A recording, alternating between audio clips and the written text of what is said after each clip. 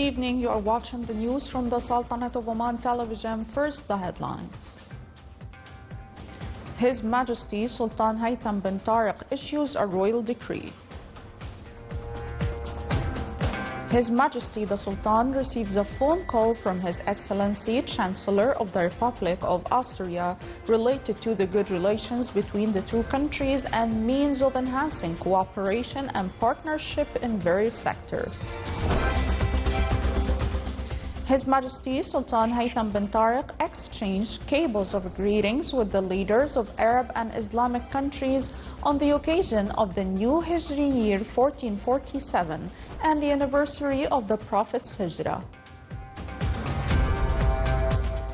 His Majesty the Sultan receives a written message from the custodian of the two holy mosques related to the fraternal and bilateral relations handed over to His Excellency the Foreign Minister.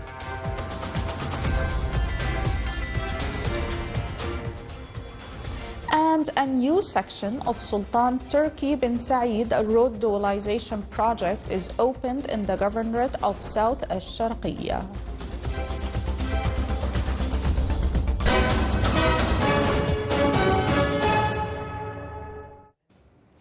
Those were the headlines. Now for the news in detail.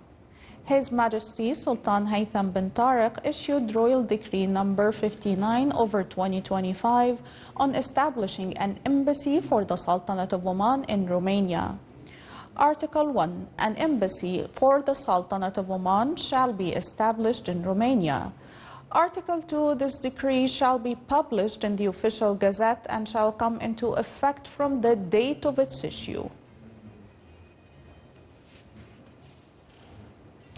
His Majesty Sultan Haytham bin Tariq received a phone call today from Christian Stocker, Chancellor of the Republic of Austria. During the call, they reviewed the good relations between the two friendly countries and ways to develop cooperation and partnership in various sectors to achieve the aspirations of the people of both countries. The two sides also commended the ceasefire decision between the Islamic Republic of Iran and Israel, which aims to preserve the security and stability of the region. They stressed the importance of promoting dialogue and peaceful means in resolving disputes. His Majesty Sultan Haytham bin Tariq exchanged cables of greetings with the leaders of Arab and Islamic countries on the occasion of the new Hijri year 1447 and the anniversary of the Prophet's Hijrah. In his cables, His Majesty the Sultan expressed his greetings and best wishes to the leaders of the countries, praying to Allah the Almighty to return this blessed occasion on them and their people with abundant blessings and to grant the entire Islamic nation the glory and advancement it aspires to. In their cables, the leaders of the Arab and Islamic countries expressed their sincere greetings and best wishes to His Majesty the Sultan. They prayed to Almighty Allah to bestow divine blessings and bounties upon His Majesty and His noble people, and to make the new Hijri year a year in which Muslims and the entire world enjoy stability, peace, and harmony. The leaders of the Arab and Muslim countries expressed their sincere greetings and best wishes of good health, happiness, and a long life to His Majesty the Sultan.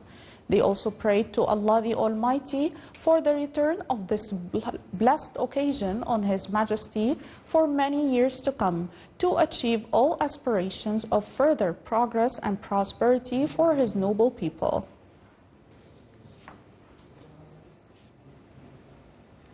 His Majesty Sultan Haytham bin Tariq sent a cable of greetings to His Excellency President Ismail Omar Guelleh of the Republic of Djibouti on the occasion of his country's Independence Anniversary Day.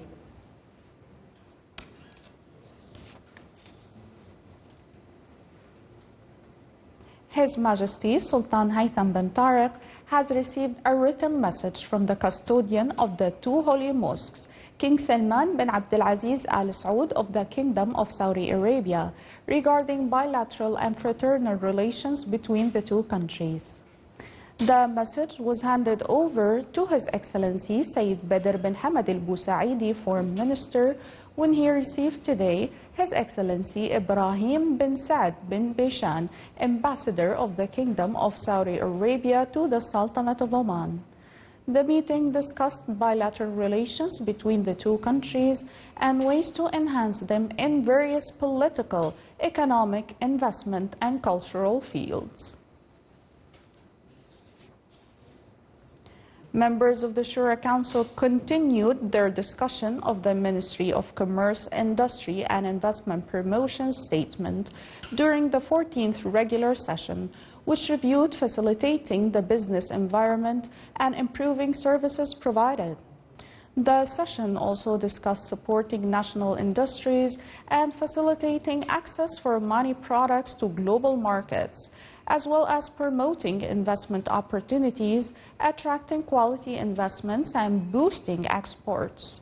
His Excellency Qais bin Mohammed Al Yusuf, Minister of Commerce, Industry and Investment Promotion, emphasized that the Invest Easy attracts quality investments that add value to the national economy. The session was chaired by His Excellency Khalid bin Hilal Al Ma'wali, Chairman of the Shura Council.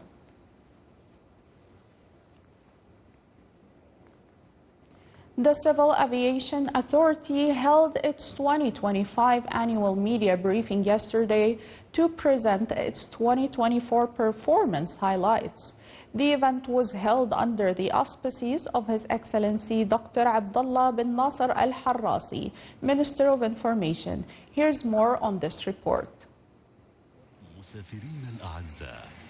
At the 2025 media briefing, the Civil Aviation Authority announced its 2024 performance results, highlighting significant progress across core areas. The Sultanate of Oman was ranked 4th among the G20 nations and 3rd in the Middle East in aviation security compliance, following a successful ICAO audit under the Universal Security Audit Program. This is a great achievement, a big leap from where we were to where we stand. 4th amongst the G20 countries, the 3rd amongst the Middle East and GCC countries. This really stands out in the competitiveness of Oman in the field of the aviation security and attractiveness of Oman aviation ecosystem in general. I think this sets Oman in a new era of being a global world leader country in the aviation security. At the media briefing, the Civil Aviation Authority launched the enhanced version of the Oman Meteorology website and mobile application, featuring a seamless, user-friendly interface, thus allowing users to quickly access accurate, real-time weather updates across the Sultanate of Oman. One of the most important things in this app and website, now we are covering a lot of areas, specific areas, more than 5,000 areas. There is more than 5,000 special forecasts for those small villages. So everyone in Oman can now, in each 5 kilometers, can see his village forecast. And that forecast will include alerts, 5 days forecast, through statistics, through text, through different means and tools, radar, he can see the radars, satellite. The event also witnessed the unveiling of a commemorative postage stamp to mark 50 years since Oman joined the World Meteorological Organization, reflecting Oman's long-standing commitment to international cooperation in meteorology and climate science. From record-setting results to global recognition in aviation safety and security, the civil aviation sector is proving its role as a key enabler of national growth and global connectivity. Reporting from the Civil Aviation Club, this is Saleh Bukhalfan Al-Rahbi, Muscat. The Ministry of Transport, Communications and Information Technology opened a new section of the Sultan Turki bin Said Road Dualization Project Phase 2 Part 2.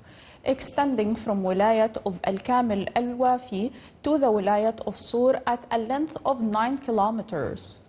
The ministry indicated that the new section of the road begins at the Tahwa turnoff in the Wilayat Al-Kamil and Al-Wafi, passing through the vehicle tunnel of the town of Tai and reaching Al-Filaj area in Wilayat of Sur. The ministry added that the road consists of 3 lanes in each direction and is equipped with all traffic safety requirements, including iron barriers, guidance and warning signs, and secure roadside and tunnel crossings to enhance the safety of the road users. It pointed out that the total length of the road open to the traffic since the start of the work on the project reached 15 kilometers, stressing the ministry's efforts to complete the remaining works according to the specified timetable.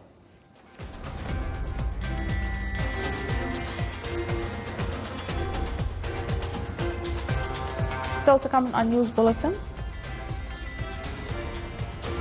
ATH Zurich scientists unveil a new method to recycle rare earths from e-waste, a game changer in sustainable tech.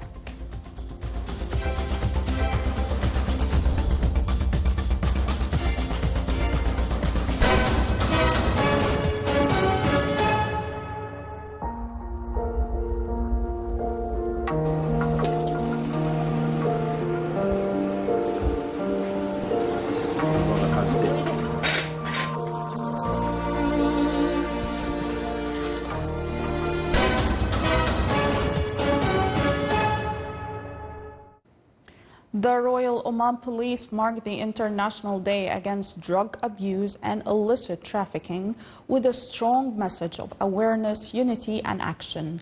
More details in the following report.